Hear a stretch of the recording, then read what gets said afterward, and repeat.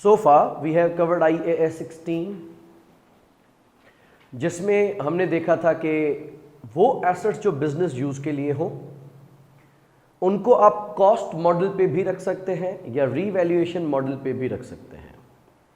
अगर आपने रखा कॉस्ट मॉडल पे तो एसेट रखा जाएगा अपनी इनिशियल मेजरमेंट वाली कॉस्ट पे और आप उसमें से माइनस करते रहेंगे डेप्रिसिएशन, एक्यूमुलेटेड डेप्रिसिएशन। अगर आपने एसेट को रखा रीवैल्यूएशन मॉडल पे तो फेयर वैल्यू पे रखा जाएगा एसेट एंड सब्सिक्वेंट डेप्रिसिएशन उसमें से माइनस की जाएगी। हमने पढ़ा IAS 40 इन्वेस्टमेंट प्रॉपर्टी। उसने कहा कि आप इन्वेस्टमेंट प्रॉपर्टी को कॉस्ट मॉडल पे भी रख सकते हैं, फेयर वैल्यू मॉडल पे भी रख सकते हैं। अगर कॉस्ट मॉडल पे रखा तो ये एग्जैक्टली वही मॉडल है जो IAS 16 ने बताया, कॉस्ट माइनस एक्यूमुलेटेड डेप्रिसिएशन वाला। अगर आप फेयर वैल्यू मॉडल पे रखें तो आप फिर फेयर वैल्यू पे ही रखेंगे, डेप्रिशिएट नहीं करेंगे और जो डिफरेंसेस होंगे वो सीधा प्रॉफिट और लॉस में चले जाएंगे। ठीक है। अच्छा, उसके अलावा हमने IAS 23 देखा जिसने इनिशियल मेजरमेंट में हेल्प की कि जो एसेट को कंस्ट्रक्ट करने के लिए अगर आपने कहीं से फंड्स लिए हैं, बोरो किया है, तो उस बोरोइंग्स पे जो इंटरेस्ट होगा वो इंटरेस्ट उस एसेट का कॉस्ट का पार्ट बनेगा, दैट इज बोरोइंग कॉस्ट। उसके अलावा हमने IAS 38 देखा, इंटेंजिबल एसेट्स। इंटेंजिबल एसेट्स में एसेट इनिशियली रिकॉर्ड किया जाएगा एट कॉस्ट और सब्सिक्वेंटली उसको कॉस्ट मॉडल पे भी रखा जा सकता है और रीवैल्यूएशन मॉडल पे भी रखा जा सकता है। ये दोनों मॉडल्स ठीक वैसे ही हैं जैसे IAS 16 ने ही बताए हैं, लेकिन हैं IAS 38 के अपने बताया है, क्योंकि वहां वो कहता है कि कॉस्ट माइनस एक्यूमुलेटेड डेप्रिसिएशन, ये कहता है कॉस्ट माइनस एक्यूमुलेटेड अमोर्टाइजेशन। बाकी रिवैल्यूएशन की जो गेन्स एंड लॉसेस हैं वो सेम उसी तरीके से ट्रीट होते हैं जैसा IAS 16 कहता है। फिर हमने देखा था IAS 20 गवर्नमेंट ग्रांट्स। उसमें जो भी गवर्नमेंट की तरफ से हमें ग्रांट मिलेगा उस ग्रांट को देखा जाएगा कि वो कैपिटल ग्रांट है या फिर रेवेन्यू ग्रांट है, यानी किसी कैपिटल एक्सपेंडिचर को कंपनसेट करने के लिए गवर्नमेंट दे रही है या किसी रेवेन्यू एक्सपेंडिचर को कंपनसेट करने के लिए गवर्नमेंट ने हमें ग्रांट दिया है। तो एक हमने ट्रीटमेंट पढ़ी थी कि आप उसको deferred credit unearned income record करें या फिर एसेट की कॉस्ट में से माइनस कर दें। और रेवेन्यू ग्रांट में आप उसको देखेंगे कि वो पास्ट इवेंट का है या फ्यूचर इवेंट्स का, यानी कंडीशनल है या अनकंडीशनल है। अगर अनकंडीशनल है तो जब मिलेगा या जब मिलने वाला होगा आप उसको तभी प्रॉफिट लॉस में इनकम दिखा सकते हैं। लेकिन if you have to satisfy some conditions तो आप अभी उसको डेफर्ड क्रेडिट यानी अनअर्न्ड इनकम मानेंगे और जैसे जैसे कंडीशन सेटिस्फाई करते जाएंगे वैसे वैसे आप उसको इनकम मानते जाएंगे। अब इनकम मानने के दो तरीके हैं, या तो आप उसको सेपरेटली इनकम मान सकते हैं या तो आप उसको नेट ऑफ कर सकते हैं रेलेवेंट एक्सपेंस में से। एक इसका IAS 20 का पार्ट आता है असिस्टेंस, एक है गवर्नमेंट ग्रांट्स, एक है गवर्नमेंट असिस्टेंस। गवर्नमेंट जरूरी नहीं है कि आपको कोई रिसोर्सेज ट्रांसफर करके दे, कोई टेंजिबल या इनटेंजिबल, कोई मॉनेटरी या नॉन मॉनेटरी रिसोर्सेज ट्रांसफर करके दे, ऐसा जरूरी नहीं है। मुमकिन है कि गवर्नमेंट आपकी किसी चीज में कोई मदद कर दे, हेल्प कर दे। अगर जिस एरिया में आपकी फैक्ट्री है उस एरिया के इंफ्रास्ट्रक्चर को गवर्नमेंट डेवलप कर दे, रोड्स बनवा दे। अब ये इंफ्रास्ट्रक्चर सिर्फ आपके लिए नहीं है, इस पे बाकी आवाम भी चल सकती है, सबका भला हो जाएगा। जब इस्लामकोट तक जाने वाला रास्ता पूरा का पूरा पक्का कर दिया तो सिर्फ एंग्रो की कंपनी नहीं जा सकती, अब सब उस रोड को यूज कर सकते हैं। ऐसी चीजें असिस्टेंस में काउंट होती हैं जो कि डायरेक्टली मुझे नहीं मिली। या से we were applying for loan and bank was requiring a guarantor. Bank ने कहा कि हम आपको लोन दे देंगे लेकिन आपका कोई गारंटियर होना चाहिए। कल को अगर आप डिफॉल्ट कर गए तो हमारे आपकी साखपत कौन लेगा, आपके कल बैकअप कौन होगा? तो हमें गारंटियर हमारा बन गया गवर्नमेंट। गवर्नमेंट ने कह दिया कि मसला नहीं, आप इसको पैसे दे दें, हम इसकी गारंटी लेते हैं। ऐसे केस में लोन मुझे गवर्नमेंट ने नहीं दिया है, ग्रांट मुझे गवर्नमेंट ने नहीं दिया है, लेकिन गवर्नमेंट ने मुझे मदद की है। असिस्टेंसेस को फाइनेंशियल टर्म्स में वैल्यू नहीं किया जा सकता, राइट? असिस्टेंसेस को मॉनेटरी टर्म्स में मेजर नहीं किया जा सकता, क्वांटिफाई नहीं किया जा सकता। क्योंकि सिर्फ एक मदद है। तो मिसाल अगर गवर्नमेंट आपका गारंटियर बन गई तो इसके कितने पैसे होते हैं? उसके पैसे थोड़ी होते हैं, शुक्रिया होता है बस। गवर्नमेंट असिस्टेंस को सिर्फ डिस्क्लोज किया जाता है, सिर्फ आप नोट्स टू द अकाउंट्स में बताएंगे कि इस तरह की असिस्टेंस गवर्नमेंट की तरफ से हमारी कंपनी को प्रोवाइड की गई थी, बाकी इसकी अकाउंटिंग ट्रीटमेंट कोई भी नहीं होगी। यहां तक हम ठीक थे। अगला बहुत ही इंपॉर्टेंट स्टैंडर्ड इज IAS 36। इसका नाम क्या है? Impairment of assets. ये बात तो वाज़ेह रही कि ये एसेट्स के ऊपर ही अप्लाई हो रहा है, किसी इक्विटी की, किसी लायबिलिटी की, किसी रेवेन्यू की, किसी एक्सपेंस का की इम्पेयरमेंट नहीं हो सकती। इम्पेयरमेंट हो सकती है तो सिर्फ एसेट्स की हो सकती है। पहला ये समझना जरूरी है कि इम्पेयरमेंट किस बला का नाम है। अक्सर बच्चे इम्पेयरमेंट का नाम सुन के अमोर्टाइजेशन के चैप्टर में घुस जाते हैं, तो इस बात का ध्यान रहे कि impairment is not amortisation. Amortisation is depreciation of intangible assets. Impairment is a loss. It is not systematic.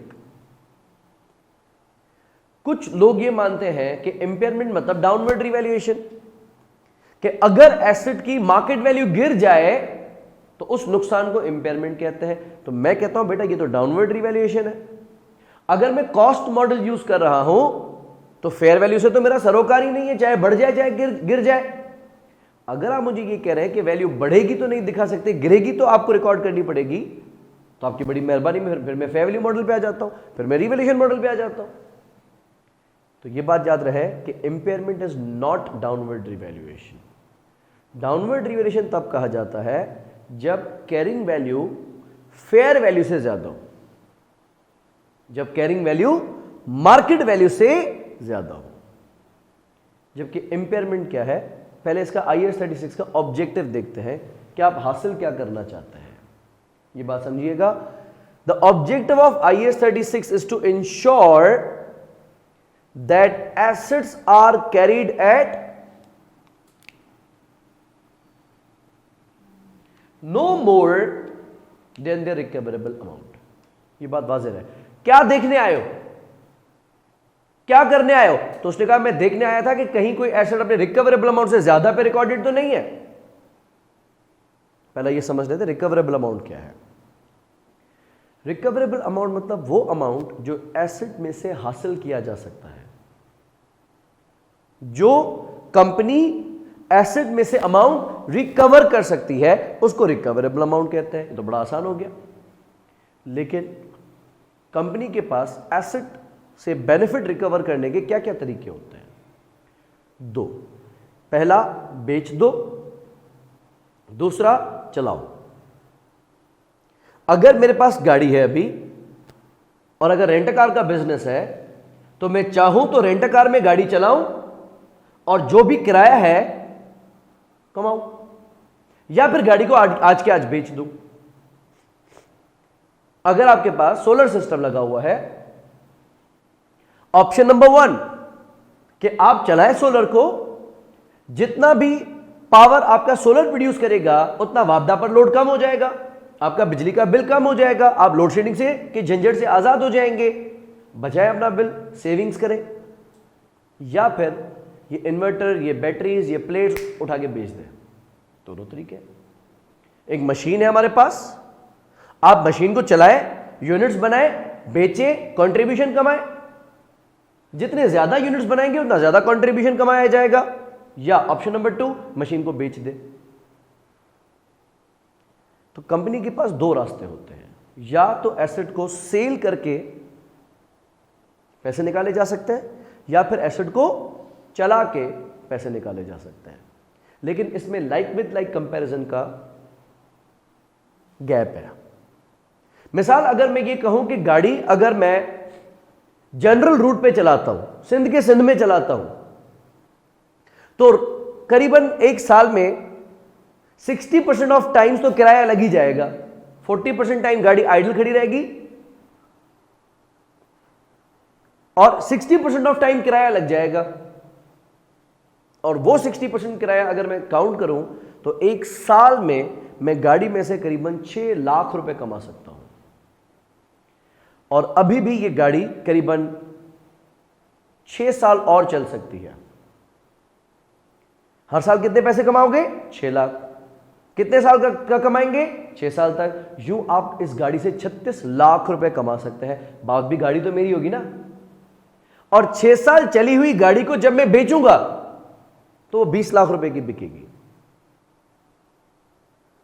तो चला के कितना कमाया? अभी चलाऊंगा तो 36 लाख रुपए वो कमाऊंगा और 20 लाख रुपए बेच के कमाऊंगा। ऑल टुगेदर मुझे कितना अमाउंट मिलेगा? 56 लाख। और अगर आज के आज गाड़ी बेच दूं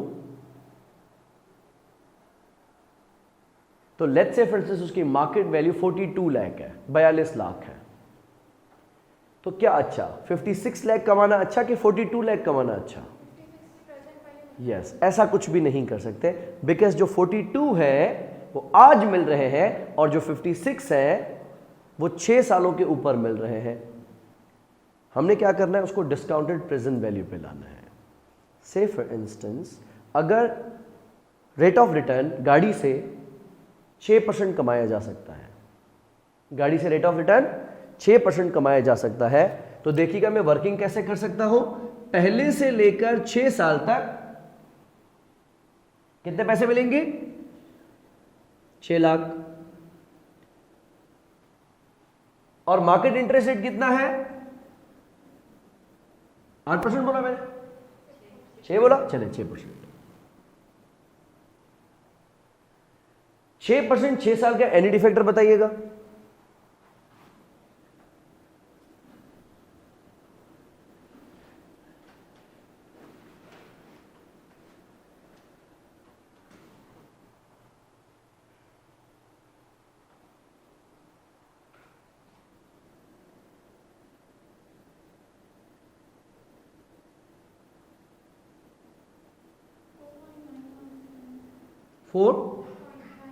ठीक है, 6 लाख से मल्टीप्लाई कर दे।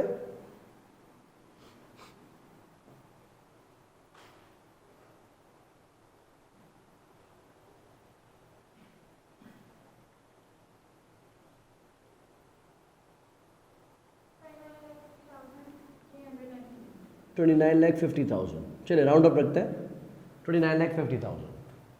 और 20 लाख आखिर में भी मिलेंगे, लेकिन 20 लाख वन टाइम मिलेंगे, रोज रोज नहीं मिलेंगे। तो 6 साल बाद के 20 लाख आज के कितने होंगे? इसको हम डायरेक्टली प्रेजेंट वैल्यू पे लाते हैं बाय यूजिंग डिस्काउंट फैक्टर। अब हम एन्युटी नहीं लगा सकते, तो 6 साल बाद के 20 लाख आज के कितने बनेंगे?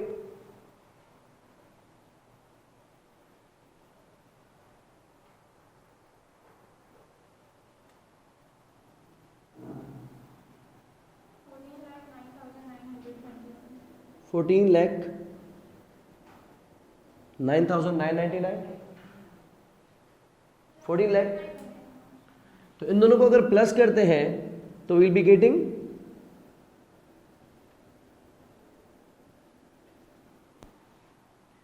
$4,360,000। सही कहा?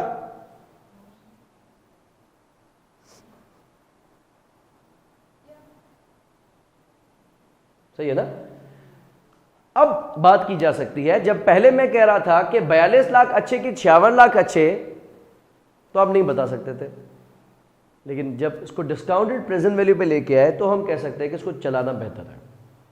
मैं कहता हूं जो करना है करो। फाइनेंशियल अकाउंटेंट कभी भी डिसीजन में मदाखलत नहीं करेगा कि ऐसा करो ऐसा ना करो, ठीक है? और ना ही कभी ऐसा दिमाग चलाने की कोशिश करना, ना ही एग्जामिनर को कभी ऐसा कमेंट देना कि क्या कर रहे हो, इसे जब बेच नहीं देते। हमने कहा कि चलो ठीक है, ऑप्शन नंबर 1 कि आप इसको बेचेंगे तो उसको हम कहेंगे fair value less cost of disposal. बेचने से मैंने बताया कि गाड़ी से मिल रहे हैं 42 लाख, 4,200,000, और चला के कितना मिल रहा है? 43,60,000। What is better? चलाना। रिकवरेबल अमाउंट का मकसद कि आप एसेट में से कितना अमाउंट रिकवर कर सकते हैं। क्या ये दोनों अमाउंट रिकवर कर सकता हूं? नो, दोनों में से कोई एक। And what is better? चलाना। In this case recoverable amount किसको कहा जाएगा?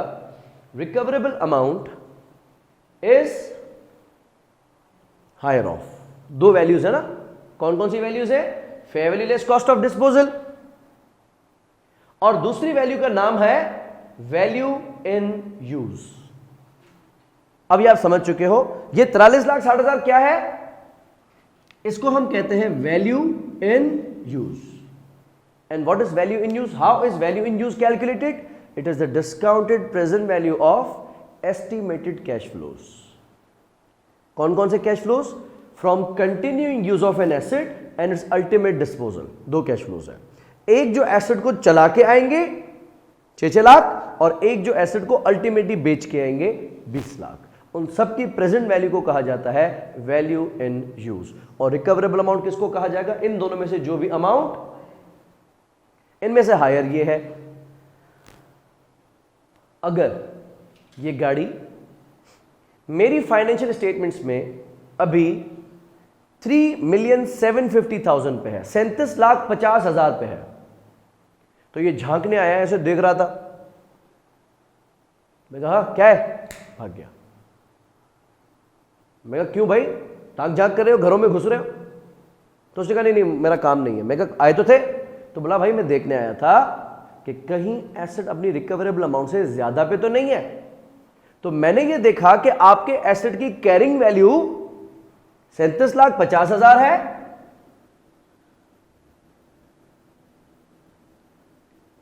और रिकवरेबल अमाउंट 43,60,000 है। तो मैं कहा फिर? बोला बस मेरा काम खत्म। क्योंकि वो क्या देखने आया था कि कहीं एसेट अपनी कैरिंग रिकवरेबल अमाउंट से ज्यादा पे तो रिकॉर्डेड नहीं है। तो मैंने देखा नहीं है ज्यादा पे, उसे तो कम पे रिकॉर्डेड है, इसलिए मैं चला गया। अब मुझसे ये सवाल नहीं करना कि इन दोनों के दरमियान जो डिफरेंस है कितना, 6,10,000 का, उसका क्या करना है? मैं कहूंगा आपका काम न जाए। बिकॉज आप क्या पूछने आए थे? सिर्फ ये देखने आए थे कि कहीं एसेट रिकवरेबल अमाउंट से ज्यादा पे तो रिकॉर्डेड नहीं है। आपने कहा नहीं है। अब मुझे पकड़ के यहां बिठा दो कि इस 6-10 का क्या करना है। IAS 36 मरते मर जाएगा, फायदा नहीं कर पाएगा, क्योंकि इसका नाम ही लॉस है और ये प्रूडेंट ने भेजा है। प्रूडेंस कॉन्सेप्ट ने कहा कि जाके देख क्या एसेट को ओवरस्टेट तो नहीं किया हुआ, तो ये उसी के कहने पे आया था और देख के गया, बोला उस्ताद नहीं है। उसको पकड़ के नहीं बिठाना। लिहाजा IAS 36 ठहरेगा कब? जब उसके मकसद की बात होगी। अगर एसेट की कैरिंग वैल्यू 45 लाख होती, ठीक है, अगर कैरिंग वैल्यू 4,500,000 होती, तो आगे घर में बैठे था, भाभी जी चाय बनाओ, मैं जब तक भाई से बात कर रहा हूं, वो बैठेगा। क्योंकि अगर एसेट की कैरिंग वैल्यू ज्यादा है और रिकवरेबल अमाउंट कम है, तो IAS 36 हिसाब किताब करके जाएगा। कभी उसको इस सिचुएशन में पकड़ने की कोशिश ना करना, चाहे जाया जाएगी, खिलाएगा पिलाएगा कुछ नहीं, फायदा कभी भी नहीं देके जाएगा। हेंस बात समझते हैं? ऑब्जेक्टिव क्या है? सिर्फ इस बात को इंश्योर करना कि कभी भी कोई एसेट अपने रिकवरेबल अमाउंट से ज्यादा पे रिकॉर्ड नहीं होना चाहिए। अब हमने कुछ बातें लगे हाथों देख भी ली कि रिकवरेबल अमाउंट किसको कहा जाता है। दो वैल्यूज डिटरमिन की जाएंगी, एक fair value less cost of disposal, एक वैल्यू इन यूज। दोनों में से जो भी बड़ा अमाउंट होगा उसको रिकवरेबल अमाउंट का ताज पहनाया जाएगा और उसको कंपेयर किया जाएगा कैरिंग वैल्यू से। अगर कि कैरिंग वैल्यू एक्सीड करेगी तो नुकसान होगा, अगर कि रिकवरेबल अमाउंट एक्सीड करेगा तो 36 गायब हो जाएगा। फायदे का सवाल नहीं करना कि रिवैल्यूएशन सरप्लस में जाएगा या ये प्रॉफिट लॉस में जाएगा। एसेट को बढ़ा रहे हो, मेरी जड़ें हिला रहे हो, कॉन्सेप्चुअल फ्रेमवर्क को चैलेंज कर रहे हो, प्रूडेंस कॉन्सेप्ट फायदा नहीं कर पाएगा। ये बात समझ में आ गई? अब यस नो रिवैल्यूएशन में हम कंपेयर किसको किससे करते हैं ये देखना जरूरी है। वहां पे हम कंपेयर करते हैं कैरिंग वैल्यू को फेयर वैल्यू से, और यहां पे हम कैरिंग वैल्यू को कंपेयर कर रहे हैं किससे,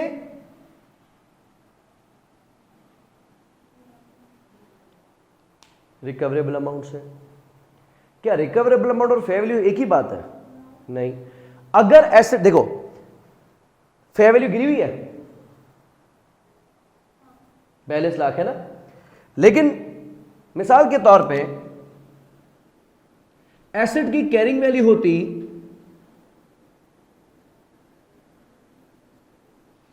43 लाख, और अगर आप IAS 16 का रिवैल्यूएशन मॉडल फॉलो कर रहे होते तो क्या करते हैं? एसेट की कैरिंग वैल्यू कितनी 43 लाख, फेयर वैल्यू कितनी 42 लाख, गिराते? क्यों नहीं गिराते? क्यों नहीं गिराते? आप रिवैल्यूएशन मॉडल फॉलो कर रहे हैं ना, फेयर वैल्यू गिरी है ना, गिराओ ना। लेकिन इंपेयर करोगे? इंपेयर नहीं करेंगे। मेरी बात वापस सुनो, अगर एसेट की कैरिंग वैल्यू है 4.3 मिलियन एंड फेयर वैल्यू है 4.2 मिलियन, आप इसको क्यों देख रही हैं? अब आइए 16 है ना, 36 बनने की कोशिश ना करो। Getting my point? आप इसको क्यों देख रही हैं? आप ये देखें, कैरिंग वैल्यू कितनी 43 लाख, फेयर वैल्यू कितनी 42 लाख रुपए से डाउनवर्ड रिवैल्यू। लेकिन अगर ये IAS 36 आता है यहां पे, हम कहते नहीं IAS 16 का हम कॉस्ट मॉडल फॉलो करते हैं, तो क्या इंपेयरमेंट होती? क्योंकि इंपेयरमेंट सिर्फ इसको नहीं देखेगा, इसको भी देखेगा। ध्यान दो, दोनों में से बड़ा कौन है? वैल्यू इन यूज, यानी ये बन गया रिकवरेबल अमाउंट। क्या रिकवरेबल अमाउंट कैरिंग वैल्यू से कम है? नहीं। यानी इस केस में डाउनवर्ड रिवैल्यूएशन है, इंपेयरमेंट नहीं है। अगर दोनों एक ही बात होती, इंपेयरमेंट, हाँ हाँ हाँ हाँ हाँ हाँ हाँ, that is same, that is right.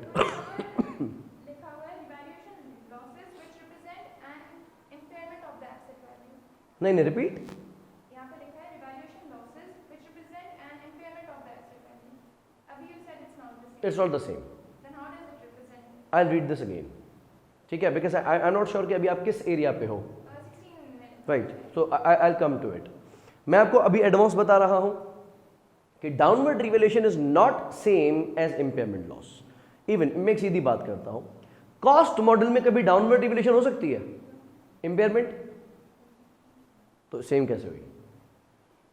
Because cost model क्या कहता है? That asset is suppose to be recorded at cost minus accumulated depreciation and impairment, तो सेम नहीं हो सकती। और दूसरी मैंने मिसाल भी दे दी, और सीधा सीधा मैं ये भी बात कर रहा हूं कि यहां पे comparison between carrying value and fair value है, और यहां पे comparison between carrying value and recoverable amount है। एक और सिचुएशन क्रिएट कर देता हूं, अगर कैरिंग वैल्यू फेयर वैल्यू से कम आ जाती है, मिसाल के तौर पे ये 40 लाख 60 हज़ार है, मिसाल के तौर पे ये 40 लाख 60 हज़ार है, रिकवरेबल अमाउंट कितना होगा? सॉरी, रिकवरेबल अमाउंट कितना होगा? 42 लाख। अब फेयर वैल्यू भी यही और रिकवरेबल अमाउंट भी यही, अब इंपेयरमेंट भी लाख और डाउनवर्ड रिवैल्यूएशन भी लाख, ये इत्तेफाक हो गया। लेकिन अगर वैल्यू इन यूज बड़ा निकल आता है तो ये बाल भी बांका नहीं कर सकता। क्या करेगा? डाउन मार्केट वैल्यू 35 लाख हो, 30 लाख हो, 25 लाख हो, तो वैल्यू इन यूज बोलेगा क्या कर रहे हो भाई, नहीं आ सकते, मैं खड़ा हूं, मैं उससे बड़ा हूं, मुझसे बात करो। भले फेयर वैल्यू 10 लाख हो, वैल्यू इन यूज बोलेगा किससे बात करें? छोटे से, मुझसे बात करो, मैं बड़ा हूं, हमें बड़े से बात करनी है। ये होगी पहली बात। दूसरी बात, ये चीज समझना,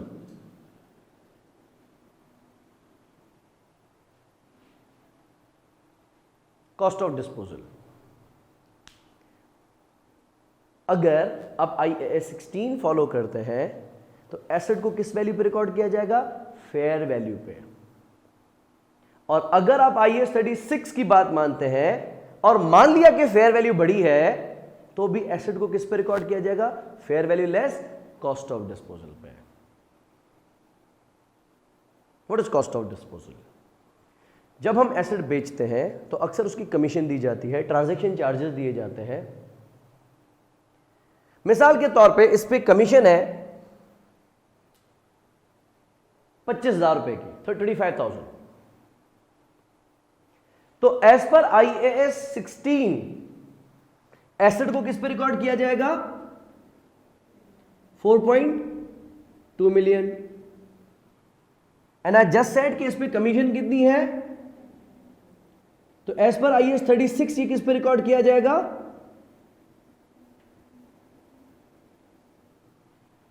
41,75,000। से फॉर इंस्टेंस आप IAS 16 का fair value model follow, revaluation model follow करते हैं, राइट? एसेट की कैरिंग वैल्यू कितनी है? एसेट की फेयर वैल्यू कितनी है? डाउनवर्ड रिवैल्यू होगा? होगा। IAS 36 ने कहा आप अपना काम कर लो, मैं बाद में देखूंगा। हमने कहा आप भी आ जाओ, बोला नहीं आप अपना काम कर लो।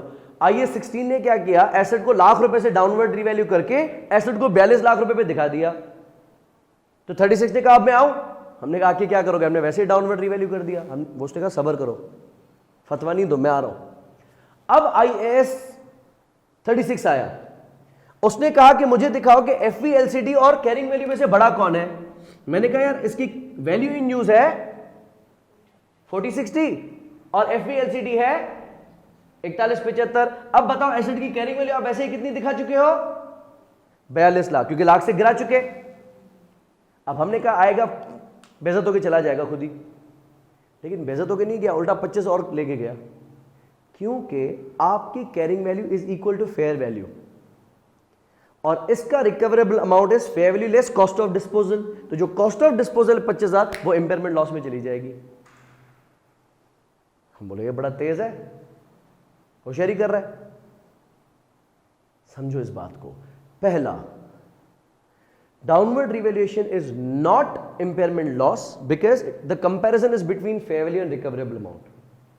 दूसरा, अगर रिकवरेबल अमाउंट में fair value less cost of disposal बड़ी है तो वैल्यू इन यूज को बनेगा, तो निकल यहां से, हट, बीच में आ रहा है। अब आपका रिकवरेबल अमाउंट कितना है? Is equal to fair value less cost of disposal, और वहां पे फेयर वैल्यू कितनी है? फेयर वैल्यू, उसमें कॉस्ट ऑफ डिस्पोजल नहीं है। तो दो रीजंस हो गए जिसकी वजह से डाउनवर्ड रिवैल्यूएशन इंपेयरमेंट लॉस से मुख्तलिफ है। पहला ये देखा गया कि कंपेयर किससे किया जा रहा है, दूसरा ये देखा गया कि cost of disposal IAS 16 minus करने की इजाजत नहीं देता, जबकि 36 लाजिम करता है कि आप कॉस्ट ऑफ डिस्पोजल भी माइनस करेंगे। आगे चलते हैं। ये थोड़ा प्रैक्टिकल मसला समझना, उसके बाद IAS 36 ना पढ़ने में मजा आएगा।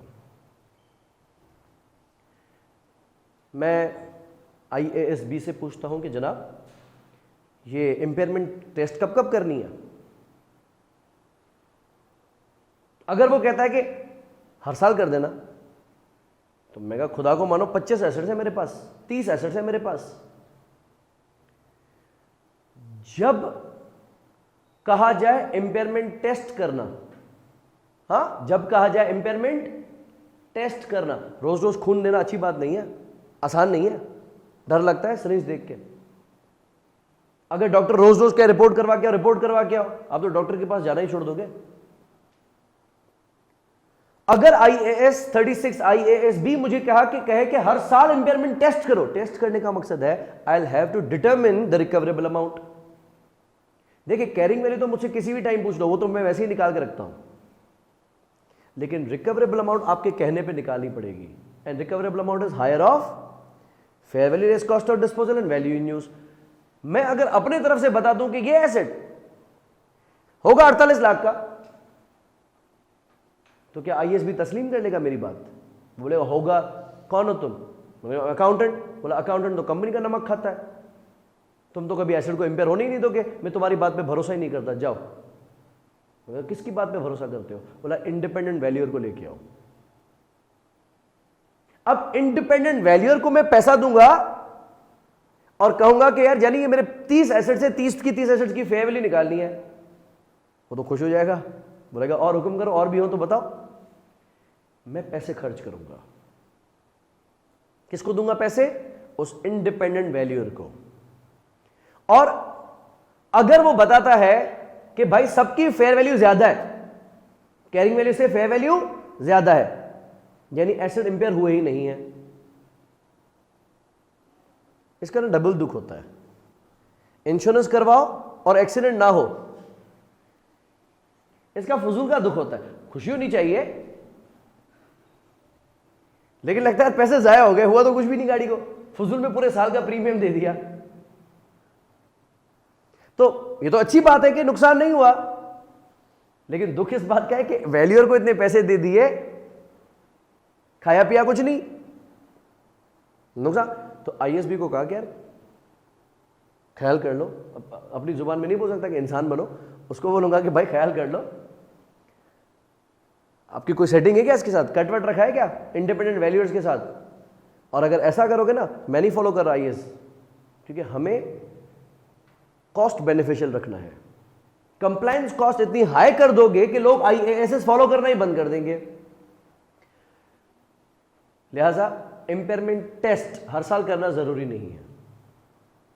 क्या? इंपेयरमेंट टेस्ट हर साल करना जरूरी नहीं। देखो, एक होते हैं सिम्टम, एक होती है रिपोर्ट। भाई सिम्टम दिखे तो रिपोर्ट करवाओ ना, अगर सिम्टम ही नहीं है तो रिपोर्ट क्यों करवाओ? अब हर एक बीमारी की या इन्फेक्शन की अपने कुछ सिम्टम्स होते हैं। तो मिसाल अगर कह दिया कि शाम के टाइम पे शिवरिंग बहुत ज़्यादा होने लगती है, तो हम बोलेंगे अगर शिवरिंग ज़्यादा हो रही है पूरे दिन में ठीक है, शाम में बुखार आ जाता है, या जिस तरह टाइफॉइड होता है अप डाउन होता रहता है, बैठ के 103 104 पे चला जाएगा, बैठ के ठीक हो जाएगा, बंदा बोलेगा ओके हो, फिर शाम में बुखार में। सिम्टम है, अगर सिम्टम है तो टेस्ट करवाएंगे, अगर सिम्टम ही नहीं, देखो सिम्टम चेक कराने के ना पैसे नहीं है, सिम्टम का कोई खर्चा नहीं है चेक करने का, लेकिन रिपोर्ट करवाने का खर्चा है। पहली चीज, आईएएस 36 क्यों पैदा हुआ है? वो चेक करने के लिए कि कोई भी एसेट अपनी रिकवरेबल अमाउंट से ज्यादा पे रिकॉर्ड नहीं होना चाहिए। तो हमने कहा पहले ये बताओ कि अप्लाई किस किस पे होते हो, तो ये आ गया स्कोप। कौन कौन से एसेट्स आईएएस 36 के स्कोप से बाहर है? पहला, इन्वेंट्रीज। इन्वेंट्रीज पे कौन सा स्टैंडर्ड लगता है? आईएएस 2, जो कि ऑलरेडी इन्वेंट्री को किस पे रिकॉर्ड करके बैठा है? लोअर ऑफ कॉस्ट और एनआरवी। तो उसने कहा भाई आप बीच में नहीं आओ, अगर एनआरवी गिरी होगी ना मैं खुद ही गिरा दूंगा, आप अपना काम करें। तो 36 ने बोला चलो तो मेरे स्कोप से बाहर। दूसरा, कॉन्ट्रैक्ट एसेट्स। जब हम आईएफआरएस 15 पढ़ेंगे, revenue from contracts with customers, तो उसमें एक एसेट बनेगा जिसको हम कहते हैं कॉन्ट्रैक्ट एसेट्स, उस पे भी आईएएस 36 अप्लाई नहीं होगा। हम पढ़ेंगे आईएएस 12 इनकम टैक्सेस, उसमें क्रिएट होता है एक डेफर्ड टैक्स एसेट्स, उन डेफर्ड टैक्स एसेट्स पे भी आईएएस 36 अप्लाई नहीं होगा।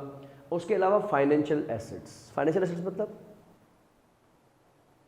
a contract that gives rise to financial asset for one entity and equity or liability for another. Receivable, payable, bank balance, liability for the bank, ठीक है, cash है और उसके लिए स्टेट बैंक के लिए लाइबिलिटी है।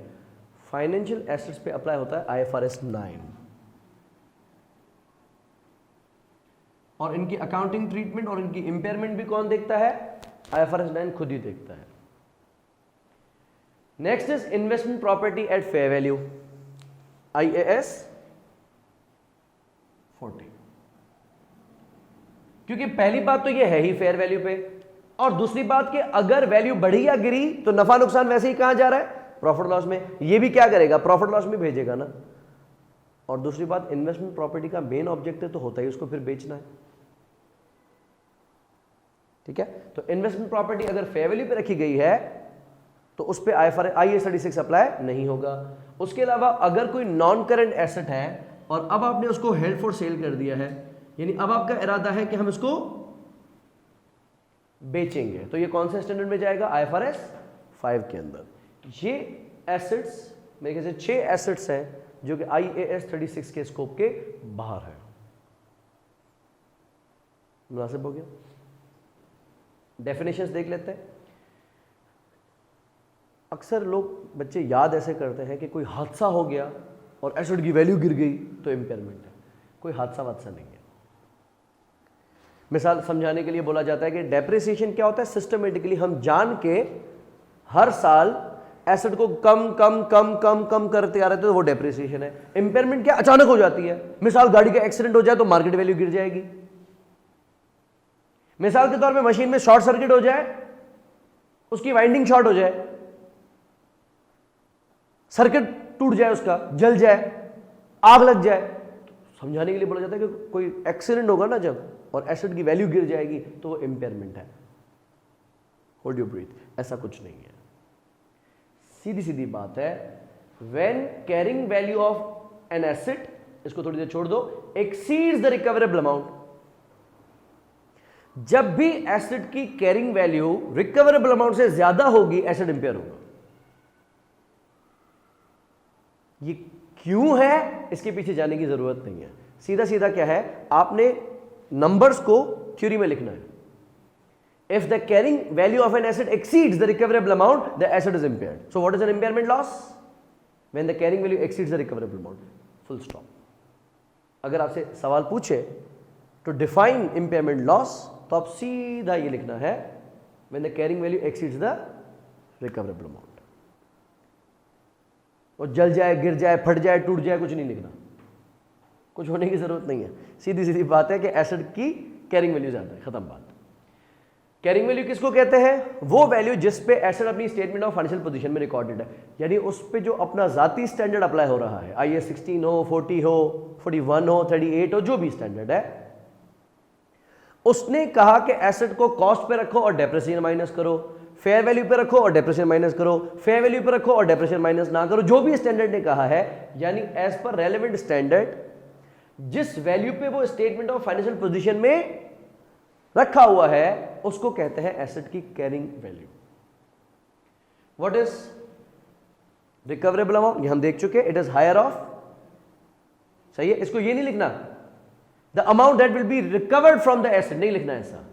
जैसा किताब लिख रही है ना, हमें कॉपी पेस्ट करना है। किताब ने लिख दिया that recoverable amount is higher of fair value less cost of disposal and value in use, full stop. ठीक है, the amount that will be recovered from continuing use and ultimate, नहीं करो कुछ भी, अभी सादा रखो। तो ये डेफिनेशन ट्रू है। अगर कुछ ऐसे अच्छी डेफिनेशन और से भी खूबसूरत डेफिनेशन बना के लिखता है ना, उसको फॉल्स कर देना। डोंट फॉलो कि सही क्या लग रहा है क्या, लिखा हुआ क्या है वो सही है। अच्छा, अब इसमें दो अल्फाज यूज हुए, एक fair value less cost of disposal, एक value in use. Fair value किसको कहा जाता है, ये तफसील में हम IFRS 13 में पढ़ेंगे, थ्योरेटिकल स्टैंडर्ड है। Amount that would be received to sell an asset, will भी नहीं, एसेट को रिवैल्यू करने का हरगिज मकसद नहीं है कि एसेट बेचना है।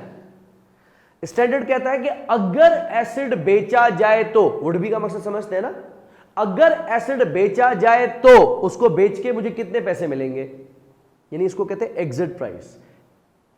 ऐसा ही नया कितने में आएगा उसकी बात नहीं करना, ये वाला कितने में जाएगा आप ये बताओ। So what is fair value, is the amount और is the price that would be received to sell an asset in an orderly transaction between market participants. यानी आर्म्स लेंथ होनी चाहिए, कोई बायसनेस नहीं होनी चाहिए, कोई फेवरेटिज्म नहीं होनी चाहिए, कोई भी बेचता किसी को भी बेचता इतने में बेचता, ऑर्डरली ट्रांजैक्शन, राइट। अच्छा, दूसरा value in use. Value in use किसको कहा जाएगा, it is discounted present value, we have just calculated discounted present value of estimated cash flows from continuing use of an asset and its ultimate disposal. तो 6 लाख और 20 lakh, 6 lakh is cash flow expected from continuing use and 20 lakh is from its ultimate disposal. उन सबको जब हम present value पे लाएंगे तो वो बनेगी value in use. Value in use and FE/LCD में से जो बड़ा होगा वो रिकवरेबल अमाउंट कहलाएगा और कैरिंग वैल्यू से वो बात करेगा, कैरिंग वैल्यू छोटे से बात नहीं करेगी। डेफिनेशन समझ में आ गई? इसको अब समझ में आ गया। आगे चलते हैं, रिव्यू दोहराता हूं, एक होता है सिम्टम्स देखना और एक होता है रिपोर्ट करवाना। अगर IAS 36 तमाम एसिड्स के इंपेयरमेंट टेस्ट लाजिम कर देना तो हम बोलेंगे हम नहीं खेल रहे, बेकार है स्टैंडर्ड्स को फॉलो करना। अक्सर ऐसा होता है कि कोई चीज कॉस्ट बेनिफिशियल है या नहीं है, ये देखना बहुत ही जरूरी है। मिसाल, ACC हमें कह रहा था कि आप अप्रूव लर्निंग पार्टनर बन जाए हमारे। मैं कहा अच्छी बात है, लाइसेंस कितने का है? तो पता चला करीबन 2.5 लाख रुपए का लाइसेंस है। मैं कहा ठीक है, तो पैसे दे दो मिल जाएगा? बोले नहीं सर, हमारे रिक्वायरमेंट्स है, वो आप रिक्वायरमेंट्स पूरी करेंगे। सिक्योरिटी गार्ड होना चाहिए, मेटल डिटेक्टर गेट होने चाहिए, यहां से ट्रेनिंग गुजरनी चाहिए,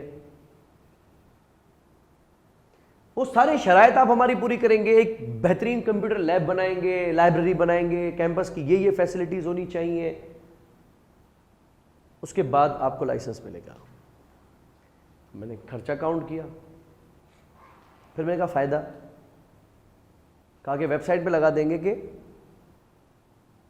ये हमारा अप्रूव्ड लर्निंग पार्टनर है। आई जस्ट कैलकुलेटेड, वेबसाइट पे आने से क्या होगा, मैं इतने पैसे कमा लूंगा। Everybody will see it's cost benefit. ठीक है, मैंने कहा कराची कैंपस तो है ही और हम का नाम तो वेबसाइट पे वैसे ही आ रहा है, जब वहां कॉल जाएगी तो वह यहां डाइवर्ट कर देंगे, सीधी बात। और ऐसा ही होता है, जब कोई हैदराबाद का बंदा कराची कॉल करता है, वो उसको कहते हैं कि तो हैदराबाद बात कर लो, कराची क्यों आ रहे हो, हमारा वहां कैंपस है। Everybody looks at the cost benefit. अगर मुझे हर साल रिवैल्यू करना होता है एसेट्स को, तो मैं इंडिपेंडेंट वैल्यूअर्स की जेबें गर्म कर रहा होता।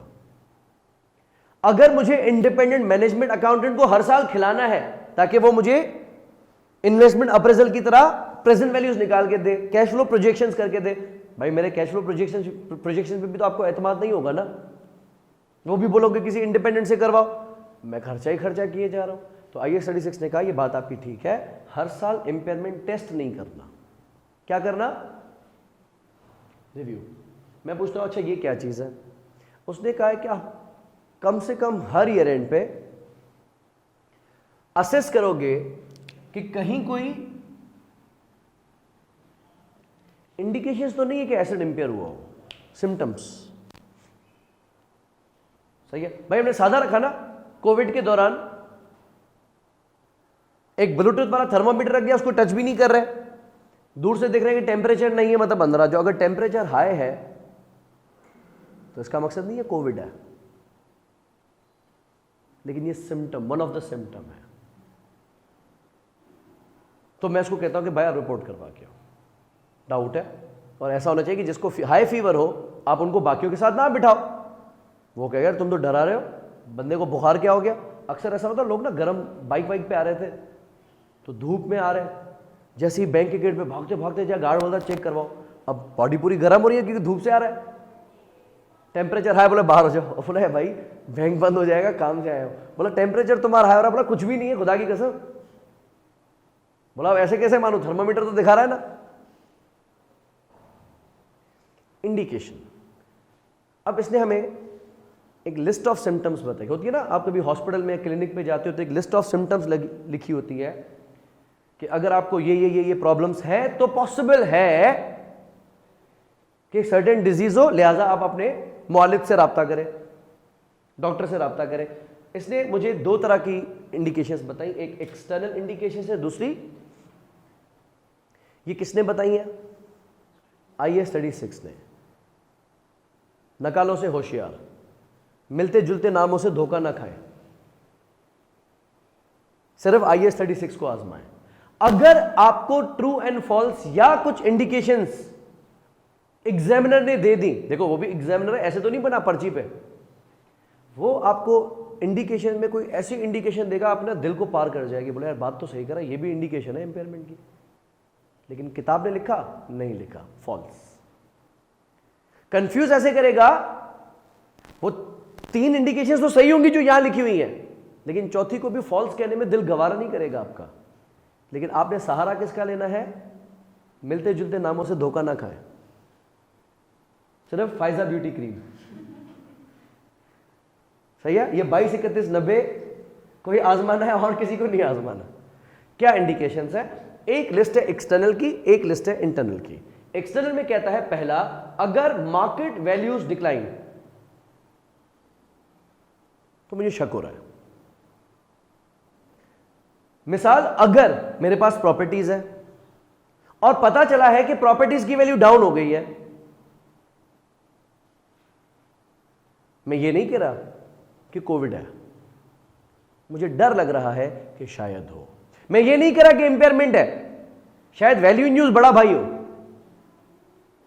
एसेट की मार्केट वैल्यू गिरी हो, लेकिन उसमें से हासिल होने वाला किराया, उसमें से हासिल होने वाले इकोनॉमिक बेनिफिट्स में भी अपनी जगह पे स्टिल हो। क्योंकि मैंने तो दोनों ऑप्शंस दिए हैं ना, तो ऐसा मुमकिन है अगर फेयर वैल्यूज गिरी हैं तो इसका मकसद थर्मोमीटर पे टेम्परेचर हाई आ रहा है।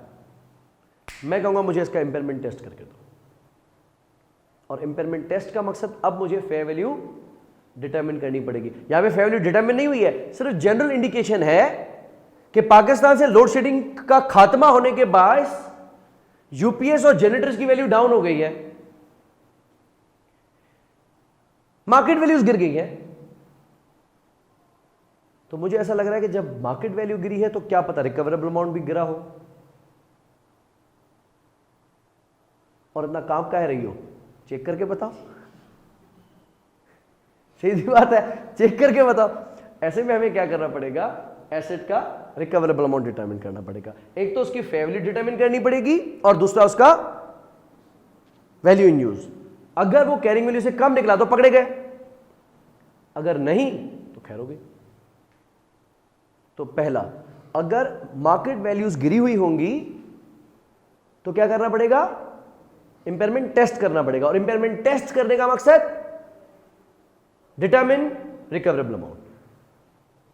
राइट? बात समझ रहे हो? जब भी कहा जाए कि इंपेयरमेंट टेस्ट करें तो आपने रिकवरेबल अमाउंट डिटरमिन करके देना है। सामने रख दो भाई, ये रही fair value less cost of disposal, ये रही वैल्यू इन यूज। दूसरा, नेगेटिव चेंजेस इन टेक्नोलॉजी, कि आपके एसेट में जो टेक्नोलॉजी है वो आउटडेट हो चुकी है, अब एक बेहतर टेक्नोलॉजी आ चुकी है। लिहाजा इंडिकेशन है, जिस तरह हमारे यहां पुराने यूपीएस, जो हाथ के बने हुए यूपीएस इस्तेमाल होते हैं ना, घोटकी वाले, वो क्या करते थे, हमारे वोल्ट को 280 पे लेके, 270 पे लेके जाते थे। वो 220 वाला वोल्ट मीटर 270, 280 पे चला जाता था। हम देखते थे पंखे तेज हो गए, लाइट चलेगी। कोई बोला तुम्हें कैसे पता चला लाइट चलेगी? तुम तो यहां बैठे हो। बोला नहीं, ये पंखे तेज हो गए, लाइटें तेज हो गई, मतलब लाइट चलेगी। और उसके बाद आ गया साइनोवेव। साइनोवेव ने क्या किया, वो एक जो होमेज के आने लगे या इनवेरिक्स के आने लगे, वो सर्किट पे बनाए गए, और वो कभी भी वोल्ट को 220, 230 से ऊपर नहीं जाने देते थे। वो अप्लायंसेस को डैमेज नहीं करते थे। अब इसके आने के बाद जो पुराने यूपीएस है उनकी वैल्यू डाउन। लेकिन पाकिस्तान में उल्टा हुआ, क्योंकि वो यूपीएस ना बैटरी को आखिरी दम तक चलाता था। पंखा वूं वूं वूं लेकिन चलता था।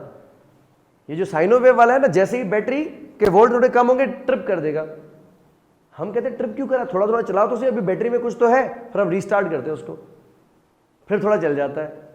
ये सारी रात गुजार लेते हैं हम। जबकि आपकी बैटरी के लिए बेहतर यही है कि वो सर्टेन वोल्टेज तक आ गया, उसको ट्रिप कर दे, नहीं तो आपकी बैटरी डैमेज हो जाएगी। लिहाजा हम पाकिस्तानी कहते हैं पुराने वाले सही थे। आखिरी वोल्ट भी होता था ना बैटरी में, तो भी आसरा होता था कि चल रहा है, सो जाओ। खैर, अगर आपके पास एक फोटोकॉपियर है या प्रिंटर है जो 60 ppm है, उसकी स्पीड 60 प्रिंट्स पर मीटर की है। अब ऐसे आ चुके हों लेट्स से जो 120 ppm या 180 ppm पे आ गए हों, डुप्लेक्स फीचर्स के साथ, पूरी की पूरी किताब डाल दो, किताब की कॉपी निकाल के रख देंगे सामने, आगे पीछे प्रिंट करके। टेक्नोलॉजी एडवांस आ गई है, लो पावर कंज्यूमिंग आ गए हैं।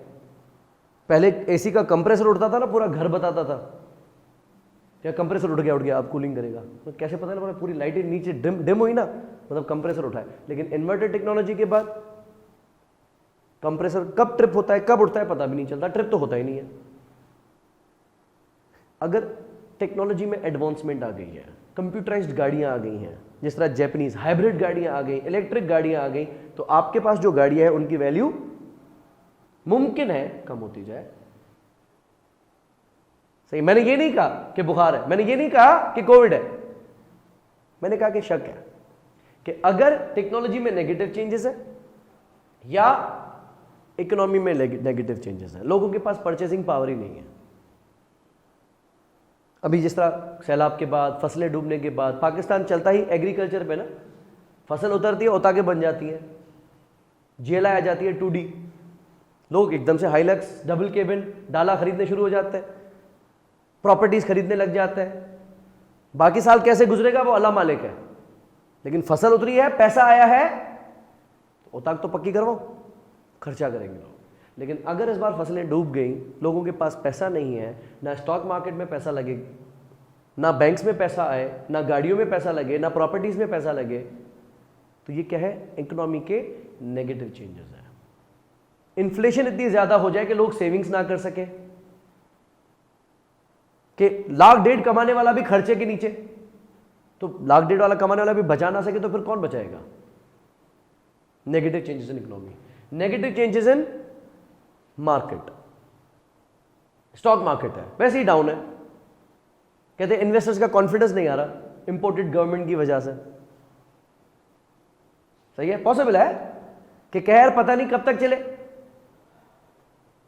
लिहाजा इस पर ट्रस्ट कैसे करें, इसको देख के पैसे दे, कल को फिर कोई और आ जाए। लिहाजा मार्केट्स से लोग गायब हैं, गोल्ड खरीद ही नहीं रहे लोग, मिसाल प्रॉपर्टीज खरीद ही नहीं रहे लोग, जा रहे हैं दूसरी जगहों पे इन्वेस्ट करने। अब ऐसा नहीं कि इकोनॉमी डाउन है, लेकिन लोगों को अच्छी अपॉर्चुनिटीज हाथ लगे, वो कहीं और जा रहे हैं, अब इस मार्केट में नहीं आते, तो that would be referred as what, negative changes in market and negative changes in law. कोई ऐसा कानून पास हो गया जिसके बाद आप एसेट से अब उतना इकोनॉमिक बेनिफिट नहीं ले सकते। मिसाल, आपका एसेट डीजल पे चलने वाला हो और गवर्नमेंट बैन लगा दे,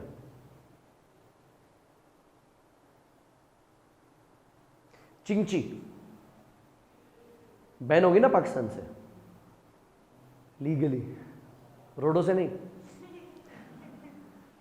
रोड पे चल रही है तंतनाती, क्योंकि एक बाइक पे 7 बंदों का ऑफिशियली लोड है, और जो ड्राइवर के साथ 2 बंदे बैठते हैं वो काउंट नहीं कर रहा। डिजिटल गधा गाड़ी है ना ये, सही है, वो गधा भी ऐसे ऊपर हो जाता था, बाइक में से ऊपर उठ जाती है। अब ब्रेकिंग सिस्टम क्या है, एक बाइक के ब्रेक पे आप चिंची चला रहे हो, कोई लीगल राइट थोड़ी है। मिसाल के तौर पे अगर लॉ पास हो गया कि चिंची बैन है, तो हमारा पूरा प्लान लगा है चिंची बनाने का, लोडर बनाने का, हम तो इकोनॉमिक बेनिफिट नहीं कमा पाएंगे।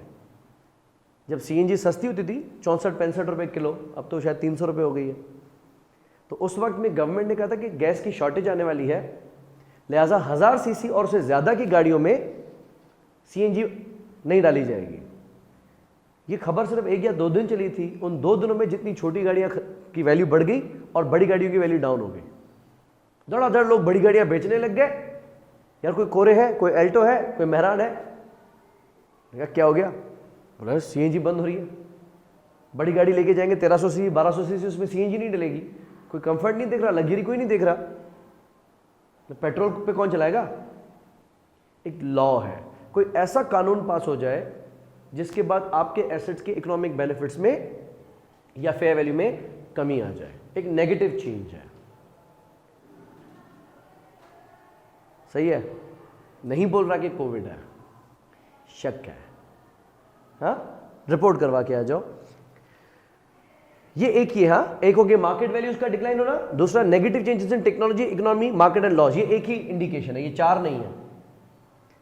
Increase in interest rates, KIBOR बढ़ गया, पॉलिसी रेट बढ़ गया, अगर इंटरेस्ट रेट बढ़ जाएगा तो ये भी एक इंडिकेशन है कि शायद आपका एसेट इंपेयर हुआ हो। इंटरेस्ट बढ़ने से इंपेयरमेंट, ऐसा कैसे है?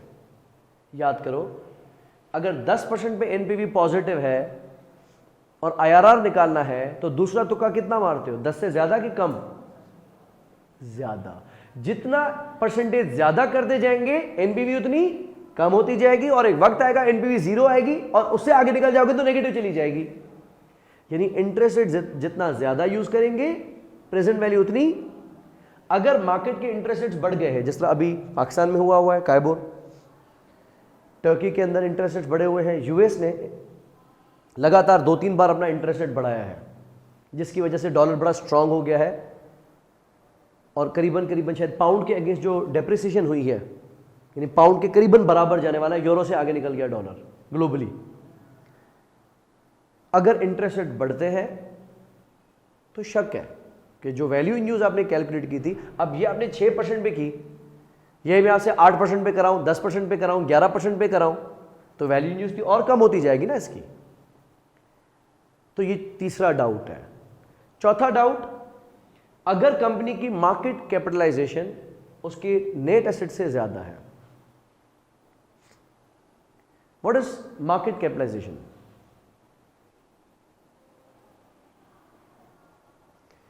जितने भी कंपनी के शेयर्स हैं multiply by its market value. एक होता है number of shares multiply by par value, वो क्या बनता है? Share capital. अगर नंबर ऑफ आउटस्टैंडिंग शेयर्स को, नंबर ऑफ इश्यूड शेयर्स को स्टॉक मार्केट की प्राइस से मल्टीप्लाई किया जाए तो पूरी कंपनी की स्टॉक मार्केट वैल्यू आ जाएगी। उस वैल्यू को कहा जाता है मार्केट कैपिटलाइजेशन। रिकॉल करो कैसे कैलकुलेट करेंगे? Number of shares issued multiply by share price. अगर कि वो कम है और बैलेंस शीट में जो वैल्यू दिख रही है नेट एसेट्स की वो ज्यादा है, हम बोलेंगे ये कैसा उल्टा है? मार्केट वैल्यू ज्यादा हो और बैलेंस शीट में कम दिखे, ये बात तो समझ में आती है। लेकिन अगर मार्केट वैल्यू कम है और जो बैलेंस शीट में नेट एसेट्स दिख रहे हैं उनकी वैल्यू ज्यादा है, तो this is indication of impairment. I believe symbol मैंने गलत यूज किया इसमें, सॉरी, ले सकता है। ठीक है, यानी अगर मार्केट कैपिटलाइजेशन कम है and carrying value of net assets ज्यादा है तो हमें लगेगा कि बैलेंस शीट ओवरस्टेटेड है, कंपनी में इतनी ताकत नहीं है जितना बैलेंस शीट दिखा रही है। This is an indication. अगर इनमें से कोई भी इंडिकेशन आपको मौजूद दिखे, दिस ट्रिगर्स, ट्रिगर समझते हो ना, ये ट्रिगर करता है the need for impairment test. तो छूटते ही टेस्ट नहीं करवाना, पहले इंडिकेशन। 4 इंडिकेशन हमने पढ़ ली, जहन में कितनी बैठी? बोर्ड की तरफ ना देखो, कोई एक बताओ। Market values decline, okay. पहला मार्केट वैल्यूज डिक्लाइन। अगर मार्केट वैल्यूज गिरी है तो दिस इज एन इंडिकेशन कि शायद एसेट इंपेयर हुआ हो। और increase in interest rate, right, interest rate बढ़ेगा अगर तो दिस इज एन इंडिकेशन कि एसेट इंपेयर हुआ हो, right. Negative changes in technology, economy, market and loss. Negative changes in technology, economy, markets and loss, ये भी इंडिकेशन है। और चौथा, market capitalization is lesser than fair value of net assets, या fair value of sorry carrying value of net assets is higher than market capitalisation. ये 4 indications हैं और नकालों से होशियार, ये 4 ही हैं इंटरनल। अगर से मिलता जुलता कोई नाम हो तो धोखा ना खा जाना। आपको शायद एग्जामिनर है ना, मैंने कहा बनाएगा ऐसा कि लगेगा ये बात तो ये भी सही कह रहा है, लेकिन धोखा ना खाना। उसके अलावा we have got some internal indications. Internal indication में पहली आती है ऑब्सोलेंस और फिजिकल डैमेज,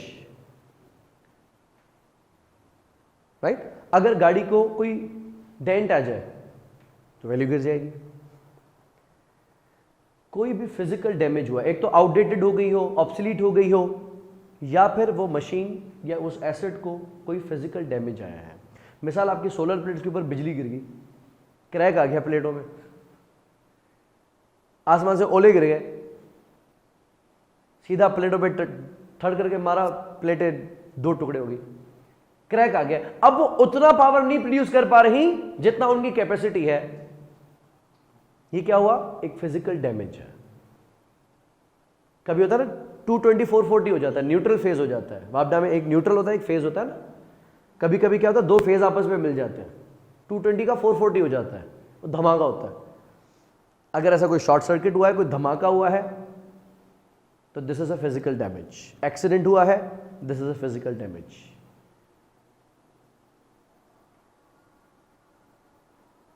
ठीक है खरीदा जूसर कोई सॉफ्ट आइटम्स के लिए बर्फ डाल के क्रैश मार दी, बोला गोला खाएंगे आज, वो गोला खाएंगे, उसके ब्लेड ही टेढ़े कर दिए, जूसर खराब हो गया, ब्लेंडर खराब हो गया।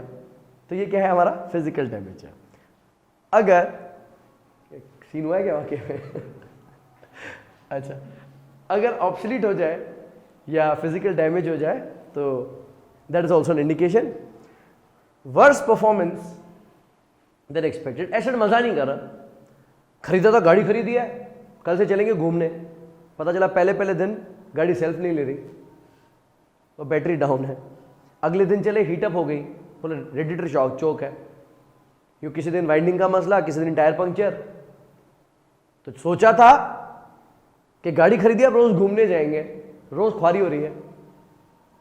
एसेट से जितना इकोनॉमिक बेनिफिट हमने एक्सपेक्ट किया था उतना नहीं आ रहा। तो एसेट की जो परफॉर्मेंस है that is worse than expected, कि जो यूनिट्स मैंने बनाने का सोचा था कि आरओ प्लांट लगाया है, रोज इतनी बोतलें बेचेंगे, लेकिन आपका प्लांट उतना प्रोड्यूस नहीं कर पा रहा। So that would be regarded as what, worse performance than expected. अगर आपके प्लांट की परफॉर्मेंस एक्सपेक्टेशन से बुरी है, तो नहीं कह रहा कोविड है, शक है, मे बी फेयर वैल्यू ना गिरी हो, लेकिन उसकी वैल्यू इन यूज पे फर्क आया हो, ऐसा पॉसिबल है, क्योंकि अब आप उसमें से उतना कैश फ्लो नहीं जनरेट कर सकते जितना आपने सोचा था। तो किसी ने बताया एवरेज बेहतरीन है इसकी, शहर में 9 देती है, हाईवे पे 13 देती है। तो हाईवे पे 9 दे रही है, शहर में और 6 दे रही है। हमने बोला टैक्सी में चलाएंगे, बड़ा पैसा कमाएंगे, लेकिन इतना पेट्रोल पी रही है कि किराए से ज्यादा तो खर्चा आ रहा है गाड़ी के ऊपर, भाड़ में जाए। Worse performance than expected. तीसरी इंडिकेशन है एसेट आइडल पड़ा हुआ है या रीस्ट्रक्चरिंग का हिस्सा है। आइडल पड़ा हुआ तो समझते हो कि एसेट खरीदा तो था कि चलाएंगे, लेकिन किसी वजह से वो बंद पड़ा हुआ है, कोई स्टे ऑर्डर है, या हमारे पास स्टाफ नहीं है, या इतनी डिमांड नहीं है। जिस तरह बीच में दाल वाल की डिमांड कम हो गई थी, प्लांट ही बंद पड़े थे, फैक्ट्रीज बंद पड़ी थी। अभी भी जिस तरह शायद टेक्सटाइल वगैरह बंद पड़ी है। बीच में हमने देखा था गाड़ियों के जो प्लांट्स हैं उनके नॉन प्रोडक्शन डेज बढ़ गए थे, टोयोटा वगैरह ने प्लांट ही बंद कर दिए थे डॉलर की फ्लक्चुएशन की वजह से। तो अगर आपका एसेट आइडल पड़ा हुआ है, बंद पड़ा हुआ है, या आपने रीस्ट्रक्चरिंग की है। रीस्ट्रक्चरिंग का मकसद क्या है कि आपने लेट्स से अपना कोई लाइन ऑफ बिजनेस क्लोज कर दिया, कोई ब्रांच बंद कर दी, कोई प्लांट बंद कर दिया, और ये एसेट उस ही प्लांट पे पड़ा हुआ था, उस ही लोकेशन पे पड़ा हुआ था, या आप रिलोकेट कर रहे हैं, ये भी रीस्ट्रक्चरिंग है। तो रीस्ट्रक्चरिंग मतलब एक मेजर लेवल की कोई चेंज बिजनेस में जब आती है, अगर एसेट उस रीस्ट्रक्चरिंग का हिस्सा है तो डाउट है कि शायद एसेट जिस इंटेंशन से खरीदा गया था अब उस इंटेंशन में यूज नहीं हो पा रहा। इसमें चौथा भी है, लेकिन वो हमारे सिलेबस का हिस्सा नहीं है।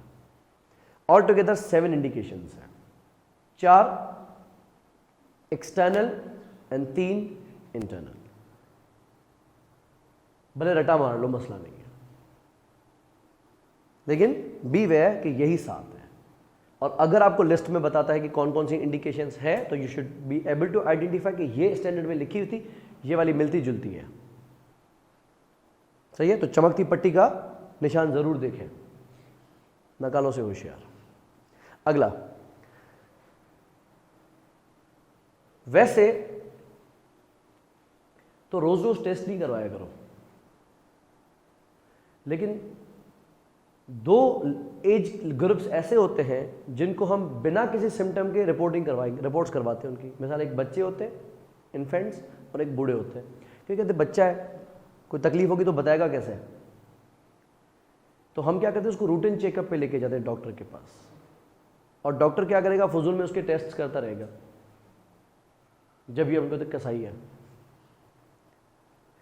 रेगुलरली उनकी कोई ना कोई रिपोर्ट करवाता रहेगा, फिर कैल्शियम कम लग रही है, कैल्शियम चेक करवा गया जो, वो लैब के साथ होती है कोई सेटिंग। बहरहाल अपनी तो रिपोर्ट्स रेगुलर नहीं करवाते, इवन सिम्टम्स होते तो भी कहते खैर है, रिपोर्ट कौन करवाएगा। पता है बुखारी होगा, नज़ला होगा, क्या है, खा लेंगे, पैनाडोल खा लेंगे। लेकिन बच्चे का हम विदाउट एनी सिम्टम भी रिपोर्ट्स करवाते हैं। Same goes with senior citizens, बूढ़े, क्योंकि एक एज से बड़े होने के बाद उनको अक्सर पता नहीं चल रहा होता, लेकिन कोई प्रॉब्लम शायद डेवलप हो रहा हो। तो कहते हैं कि फॉर अ हेल्दी लाइफ या फॉर रेगुलर आप हर 3-3 या 6-6 महीने के बाद रिपोर्ट्स करवाते रहो। जिस तरह हमारे अक्सर लोगों को पता शुगर, मुझे तो नहीं है, वो रच के केक और आम खा रहे होते हैं, एक बार चक्कर आता है, चेक कराते शुगर 450 पे पहुंची हुई है। बोला अचानक से कैसे होगी? भाई अचानक से थोड़ी हुई होगी, डेवलप हुई होगी बड़े टाइम से, सीधा इंसुलिन से शुरू। बट प्रॉब्लम इसके जब भी कहा गया कि शुगर टेस्ट करो, कोई बड़ी बात तो नहीं है, मैं कर रहा हूं, तुम्हारी भी कर लेता हूं चेक। नहीं नहीं मुझे नहीं है, आप लोगों को होंगे टेंशन, शुगर उनको दी जिनको टेंशन होता है, नहीं करवाई। लेकिन हम उनको कहते हैं कि भाई regular reporting, blood pressure check करवाया करो, फिर शुगर टेस्ट करवाया करें, या एक कुछ रेगुलर रिपोर्ट्स है रूटीन वो करवाया करें। अच्छा, अब इसको यहां पे मैं कैसे कनेक्ट कर रहा हूं? वैसे तो मैंने कहा कि इंडिकेशंस का इंतजार करना, लेकिन रनआउट पे हमेशा थर्ड अंपायर की कॉल जाती है, और जब स्लोमो में जाता है हमारे अंपायर की आंखें बटन है, अंदर पहुंचा हुआ था फिर भी थर्ड अंपायर। तो क्योंकि रनआउट इतना फास्ट होता है अक्सर जज नहीं होता, तो अक्सर अंपायर क्या करते हैं, रनआउट की कॉल सीधा थर्ड अंपायर के पास भेज देता है कि भाई आराम से चेक करो स्लोमो पे। 3 इंटेंजिबल एसेट्स ऐसे हैं जिनका सीधा टेस्ट होगा, उसमें इंडिकेशन देखने की जरूरत नहीं है। 3 इंटेंजिबल एसेट्स ऐसे हैं जिसका सीधा टेस्ट होगा, इंडिकेशन देखने की जरूरत नहीं है। कौन कौन से? पहला, intangible assets with indefinite useful life. You do remember, एक होते हैं assets with finite useful life, एक होते हैं विद इनडेफिनाइट यूजफुल लाइफ। वो इंटेंजिबल एसेट्स जिनकी इनडेफिनाइट यूजफुल लाइफ है, उनको आपने हर साल इंपेयरमेंट टेस्ट करते रहना है, भले कोई सिम्टम हो या ना हो। दूसरा, intangible assets not yet available for use, develop तो हो चुका है लेकिन अभी लॉन्च नहीं हुआ, डेवलपमेंट कॉस्ट अब तक कर चुके हैं लेकिन अभी फाइनल फेजेस रहते हैं, डेवलप तो हो चुका है लेकिन अभी अप्रूवल का इंतजार है। तो intangible asset not yet available for use, जिन पे डेवलपमेंट कॉस्ट कैपिटलाइज तो है लेकिन अभी उसमें से बेनिफिट आना शुरू हुए नहीं है, उनकी इंपेयरमेंट टेस्ट भी हर साल होगी। अभी होंगे नहीं, हाँ अभी रेडी नहीं हुए, अमोटाइज नहीं हुए, लेकिन इनकी इंपेयरमेंट टेस्ट से पहले इंडिकेशन का इंतजार करने की जरूरत नहीं है, ये बच्चे और बूढ़े हैं। तीसरा, goodwill acquired in a business combination. Internally generated goodwill तो वैसे भी रिकॉर्ड नहीं की जाती, goodwill acquired in a business combination must be tested for impairment annually. अक्सर F7 FR के सवाल आप देखेंगे, उसमें लिखता है goodwill was tested but there was no impairment. तो बोले टाइम क्यों जाया कर रहे हैं, फुजूल में लिख देगा that at the end of the year parent company tested goodwill for the impairment but there was no impairment. फुजूल में लाइन पढ़ने का भी 1 मिनट जाया किया, फुजूल में क्यों बोल रहा है एक चीज नहीं है। तो वो बेसिकली आपको स्टैंडर्ड कंप्लाई करवा रहा होता है कि इंपेयरमेंट ऑफ गुडविल हर साल चेक होना जरूरी है, इंडिकेशन का इंतजार करने की जरूरत नहीं है। ठीक है बच्चों, कौन से इंटेंजिबल एसेट्स है जिनकी इंपेयरमेंट टेस्ट हर साल होगी? Intangible assets with indefinite useful life और not yet available for use और गुडविल। बस समझ में आ गई? मिलते जुलते नामों से धोखा नहीं खाना।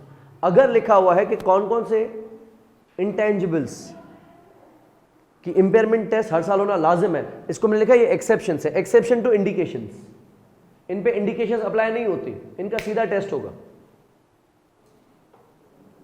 जिस तरह इस बार हज पे लोग जा रहे थे तो 65 साल की लिमिट मार दी, बोला 65 साल से ऊपर वाला आया ही नहीं, बोला बुखार वुखार चेक कर लो, कोविड का रिपोर्ट ले लो, टेस्ट वेस्ट करना, बोला नहीं 65 साल से ऊपर वाला हज पे आ ही नहीं सकता। तो हमने क्या कर दिया, एक्सेप्शन लगा दी। 3 इंटेंजिबल एसेट्स पे एक्सेप्शन लगी हुई है, मुनासिब? चले, अब हमें बात समझ में आई कि ये चाह क्या रहा है, स्कोप में कौन कौन है, डेफिनेशंस देख ली, और डायरेक्ट इंपेयरमेंट टेस्ट करने की जरूरत नहीं है, पहले इंडिकेशंस को रिव्यू करेंगे, अगर इंडिकेशन मौजूद होगी तो इंपेयरमेंट टेस्ट किया जाएगा। अब आगे की बात देखते हैं। इंडिकेशन पहुंच गई, मतलब हो गई, मार्केट वैल्यूज डिक्लाइन है या नेगेटिव चेंज है। एक एसेट जिसकी कैरिंग वैल्यू है 65 लाख, 6.5 मिलियन, ठीक है, मुझे पता चला कि फिजिकली डैमेज हुआ है या इसकी परफॉर्मेंस वर्स देन एक्सपेक्टेड है या ये आइडल पड़ा हुआ है या इसकी मार्केट वैल्यूज गिरी है। बहरहाल मैंने क्या किया, सबसे पहले इसकी मार्केट वैल्यू चेक करवाई। पता चला इसकी मार्केट वैल्यू 68 लाख है, कैरिंग वैल्यू कितनी है 6.5, 65 लाख, और fair value less cost of disposal कितनी है 68 लाख। मैं कहा फेयर वैल्यू तो ठीक है, अब क्या डिटरमिन करना है, वैल्यू इन यूज, क्योंकि recoverable amount is what, higher of. Value in use कितनी हो कि एसेट इंपेयर हो जाए,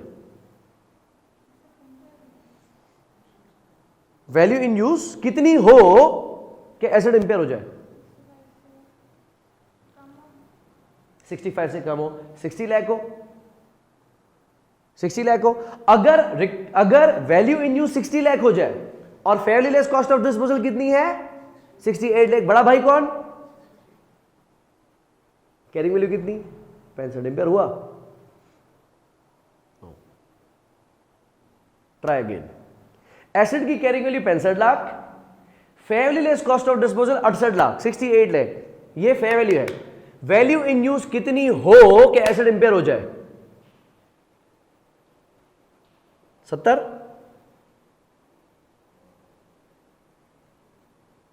66, एसेट इंपेयर हो ही नहीं सकता क्योंकि अकेली फेयर वैल्यू ज्यादा है। अब वैल्यू इन यूज या तो फेयर वैल्यू से ज्यादा होगी, ज्यादा होगी तो क्या होगा, रिकवरेबल अमाउंट और बड़ा हो जाएगा। अगर कम होगी तो भी रिकवरेबल अमाउंट 68 से नीचे तो नहीं आ सकता ना, फिर बड़ा भाई फेयर वैल्यू बन जाएगी। तो मैं बोला यार पहले बता दे, मैंने फुजूल में मैनेजमेंट अकाउंटेंट को भी पैसे दे दिए। जब मुझे पहले अमाउंट नहीं बता दिया कि एसेट इंपेयर नहीं हो सकता और फायदा तो आप करवाओगी नहीं,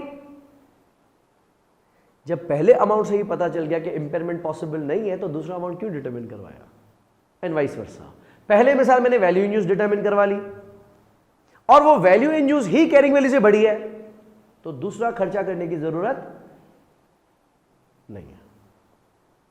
क्लियर, ये देखें, if fair value less cost of disposal और वैल्यू इन यूज दोनों में से कोई भी एक amount is more than carrying value, then other amount should not be determined because the asset is not impaired. IAS 36 ने बड़ी अकल से काम लिया है, कहा कि दोनों में से कोई एक अमाउंट ही अगर कैरिंग वैल्यू से बड़ा निकले तो बस छोड़ देना। अब ऑडिटर मुझसे जिद कर सकता था कि भाई रिकवरेबल अमाउंट तो हायर ऑफ है ना, तो दूसरा भी अमाउंट बताओ। तो IAS 36 का मैं हवाला देके ऑडिटर को बोलूंगा कि भाई सेटिंग वेटिंग है क्या, जब मुझे मना किया हुआ IAS 36 ने कि दूसरा अमाउंट डिटरमिन करने की जरूरत नहीं है तो तू क्यों जबरदस्ती कर रहा है, नहीं करूंगा। ये बात समझ में आ गई कि अगर दोनों में से कोई एक अमाउंट भी कैरिंग वैल्यू से बड़ा निकला तो पैसे बच गए और नुकसान से भी बच गए। अगर asset is held for sale, अगर आपने सोच लिया है कि एसेट को बेचना ही है, then FVLCD is the recoverable amount. फिर वैल्यू इन यूज डिटरमिन नहीं करना बिकॉज आपका चलाने का इरादा ही नहीं है। जब आपने ठान ही लिया है कि एसेट को बेचना है, राइट, जब आपने ठान ही लिया है कि एसेट को बेचना है तो उसकी वैल्यू इन यूज डिटरमिन नहीं करवानी। तीसरा, अगर एसेट की फेयर वैल्यू रिलायबली मेजरेबल नहीं है तो वैल्यू इन यूज ही उसका रिकवरेबल अमाउंट है। This is very obvious. If the fair value less cost of disposal cannot be determined, then value in use is the recoverable amount. इसको vice versa नहीं करना,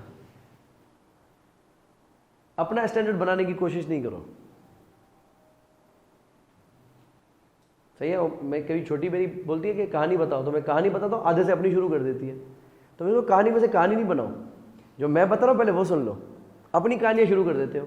तो आप अपनी कहानियां नहीं शुरू करना, कहानी में से कहानी नहीं बनाना, जो मैं बता रहा हूं वो सुनो। तो IAS 36 ने कहा कि मैंने कब कहा, मैंने ये कहा था कि अगर फेयर वैल्यू रिलायबली मेजरेबल नहीं है तो value in use recoverable amount आपने करना है। आप अपनी तरफ से वाइस वर्सा, अच्छा मतलब अगर वैल्यू इन यूज डिटरमिन ना हो सकी तो फेयर वैल्यू को ही मान लेंगे। ऐसा किसने कहा?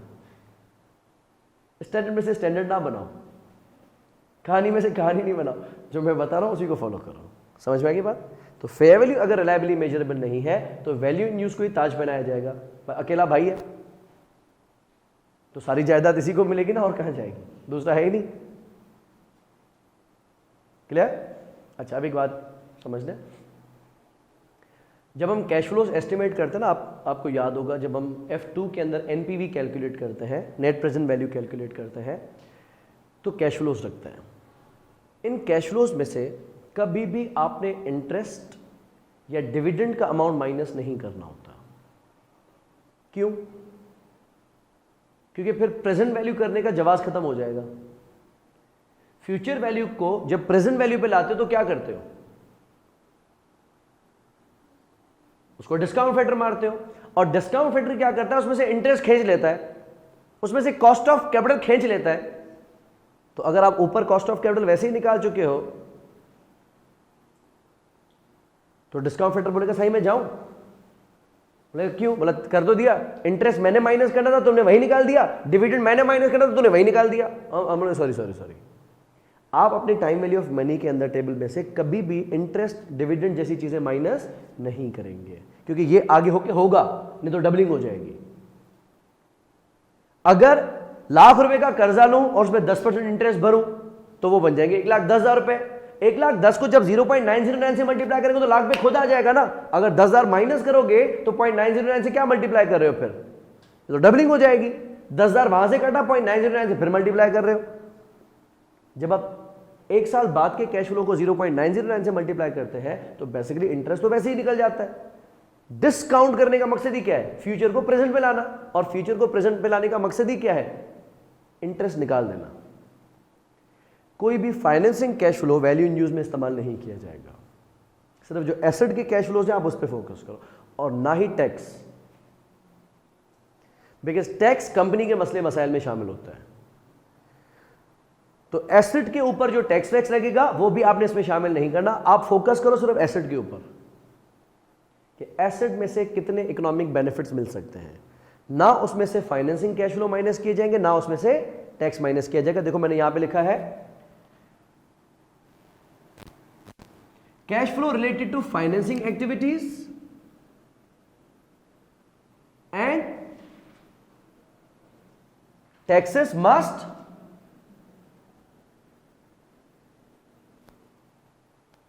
Not be considered. वजह समझ में आई? अच्छा, आगे आ गए। अब आता है recognition of impairment loss. Impairment loss क्या है? जब भी एसेट की कैरिंग वैल्यू रिकवरेबल अमाउंट से ज्यादा होगी, जो डिफरेंस होगा उसको इंपेयरमेंट कहा जाएगा। So the amount by which carrying value exceeds the recoverable amount is impairment loss। और जब ऐसा होगा ये लॉस कहां रिकॉर्ड किया जाएगा? P&L में, प्रॉफिट लॉस में। कोई रिवोल्यूशन सरप्लस वगैरह में नहीं जाएगा, कोई इक्विटी शिक्विटी में नहीं जाएगा, सीधा कहां जाएगा? प्रॉफिट लॉस में, right? So whenever the carrying value exceeds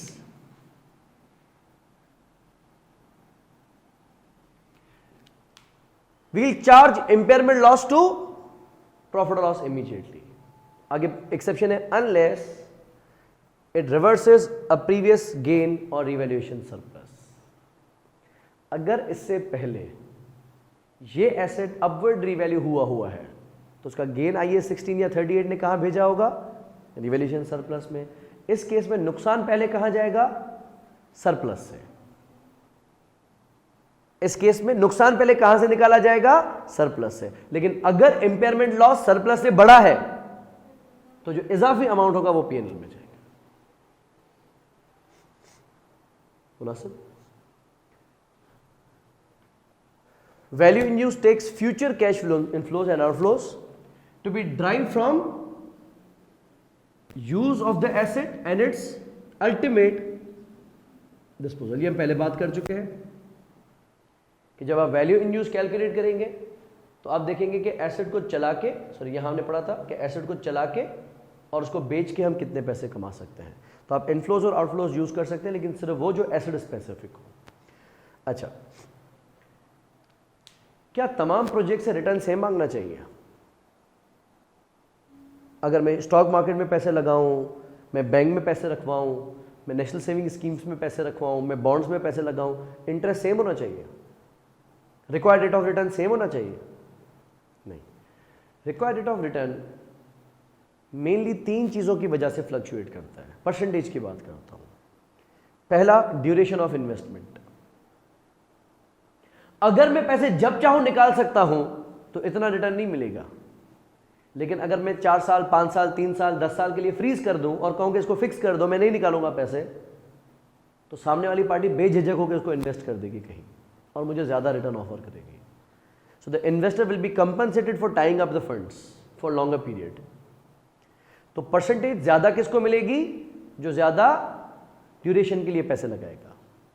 दूसरा, अमाउंट, साइज ऑफ इन्वेस्टमेंट।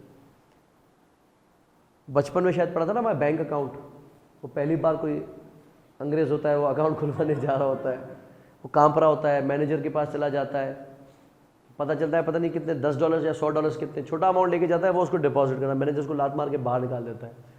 वो शो ऐसे करता है कि मैं फर्स्ट टाइम जब अकाउंट खुलवाने गया था तो मुझे बड़ा डर लग रहा था। अगर पाकिस्तान में भी जब तक आप 80 लाख रुपए या उससे ज़्यादा का अमाउंट नहीं लेके जाते या करोड़ रुपए या उसके करीब अमाउंट नहीं लेके जाते, मैनेजर ऑफिस में बैठा के समोसे नहीं खिलाएगा, वो बोलेगा कैशियर से बात करो। लेकिन अगर आप एक बड़ी इन्वेस्टमेंट लेके जाते हो तो मैनेजर बोलेगा सर आप खड़े क्यों हैं, ऑफिस में ग्रीन टी पिएंगे या दूध पत्ती, चाय पिलाएगा, पेटीज वेटीज खिलाएगा, क्या करते हैं, कहाँ पे स्कूल है अपना, सब पूछेगा, क्योंकि उसको पता है कि बड़ा आसरा ऐसा है। एक डिपेंड करता है ड्यूरेशन। मैं उसको कोई यार है तो 2.5 करोड़ रुपए लेकिन 3 दिनों के लिए रखवाने, तो मैनेजर बोलेगा उठो पेटी ज़ाया करोगे, 3 दिनों के लिए को रखवाओ, 1.5-2 साल के लिए फिक्स तो करवाओ। दूसरा, साइज ऑफ इन्वेस्टमेंट। तीसरा, रिस्क। जहां पे रिस्क ज्यादा होगा वहां पे रिटर्न भी ज्यादा होना चाहिए। अकल की बात है, नहीं तो कोई क्यों पैसे लगाएगा। क्या तमाम एसेट्स के लिए डिस्काउंट रेट सेम होना चाहिए? जब मैं टाइम वैल्यू ऑफ मनी के हिसाब से प्रेजेंट वैल्यू कैलकुलेट कर रहा हूं वैल्यू इन यूज में, तो डिस्काउंट रेट प्रॉपर्टी पे भी वही लगाओ, मशीन पे भी वही लगाओ, जहाज पे भी वही लगाओ, कश्ती पे भी वही लगाओ, सब पे सेम लगाओ? No, the percentage should be asset specific. अगर एसेट सेफ है तो आप कम पैसे लगा सकते हो, यानी कम परसेंटेज लगा सकते हो। लेकिन अगर रिस्की नेचर का एसेट है तो आप परसेंटेज ज्यादा डिमांड करेंगे। IAS 36 का कहना यह कि interest rate should be asset specific market rate. क्या क्या यूज कर सकते हैं? पहला, कंपनी अपना कॉस्ट ऑफ कैपिटल यूज कर सकती है। कॉस्ट ऑफ कैपिटल क्या है? आप में से मेजॉरिटी ऑफ लोगों को सही से नहीं पता होगा, सिर्फ इतना पता होगा कि रिक्वायर्ड रेट ऑफ रिटर्न होता है। F2 में पढ़ा था कॉस्ट ऑफ कैपिटल, जिस पे हम डिस्काउंटिंग करते हैं, but that is actually investors required rate of return. वैक है, बड़ी पंचायत है इसमें, ज्यादा गहराई में नहीं जा रहे। कंपनी अपना कॉस्ट ऑफ कैपिटल यानी वैक इस्तेमाल कर सकती है। दूसरा, इंक्रीमेंटल बोरोइंग रेट। अगर दिमाग चल रहा हो तो सुन लेना, ज्यादा जरूरी नहीं है। What is incremental borrowing rate? Incremental borrowing rate has nothing to do with incremental.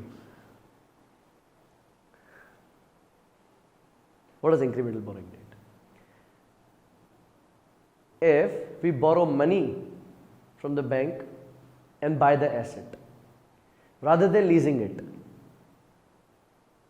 so the amount or the percentage at which the bank will lend the money is incremental borrowing rate. मिसाल के तौर पे bank को कहो यार गाड़ी खरीदनी है, ऑप्शन नंबर 1 बैंक से लीज करवा लो। ऑप्शन नंबर 2 बैंक को कहूं कि तो मुझे पैसे तो गाड़ी में खरीद लेता हूं, तो बैंक गाड़ी की शक्ल देख के पैसे देगा। अगर मैं उसे हाउस लोन लूंगा तो बैंक उस हिसाब से रेट देगा। अगर मैं से ओवरड्राफ्ट लूंगा तो बैंक उस हिसाब से देगा। अगर आप रिस्की एसेट में पैसे लगाओगे तो बैंक उतना ज़्यादा इंटरेस्ट आपसे चार्ज करेगा। अगर कोई ऐसा एसेट है कि कल को अगर आप डिफॉल्ट कर भी गए, मेरे पैसे खा भी गए, तो बैंक बोलेगी मुझे टेंशन नहीं है, एसेट के कागजात मेरे पास है, मैं बिकवा दूंगा इसका एसेट। लेकिन अगर एसेट ऐसा है कि बिकवा के उतना पैसा शायद ना निकल सके, उसकी वैल्यू डिमिनिश होती जाएगी। प्रॉपर्टी में पैसे लगाओगे टेंशन नहीं है। सुनते हो ना जेएस गोल्ड फाइनेंस, वो अभी शुरू जाता है कि वो कर्जे के लिए अप्लाई करने आया था, वो बोला टाइम शुरू, वो 50 मिनट पता नहीं 60 मिनट के अंदर उसकी वैल्यूएशन करके उसको पैसे दे देते हैं। गोल्ड के ऊपर अगर आप लोन लेने जाओगे आपको घंटों में मिल जाएगा। क्यों? सेफ है, बैंक अपने पास रख लेगा गोल्ड। कल को आप इधर उधर हो गए अगर, बैंक को टेंशन नहीं है। Incremental boring rate, if or we can say the percentage charged by bank to finance the purchase of an asset rather than leasing it, उस रेट को कहते हैं इंक्रीमेंटल बोरिंग रेट। खैर, पहला आप यूज कर सकते हैं वैक, दूसरा आप यूज कर सकते हैं इंक्रीमेंटल बोरिंग रेट। अगर वो भी अवेलेबल नहीं है तो कोई भी मार्केट इंटरेस्ट रेट्स आप यूज कर सकते हैं। Fair? That's it for IAS 26 asset part. अब छोटा सा पार्ट रहता है इम्पेयरमेंट ऑफ गुडविल। उसके लिए वील बी फॉर्मिंग CGU, जो मैंने वर्ड यहां पे इग्नोर करवाया था, CGU, it is cash generating unit. ये कैश जनरेटिंग यूनिट बनाया जाता है टू टेस्ट गुडविल।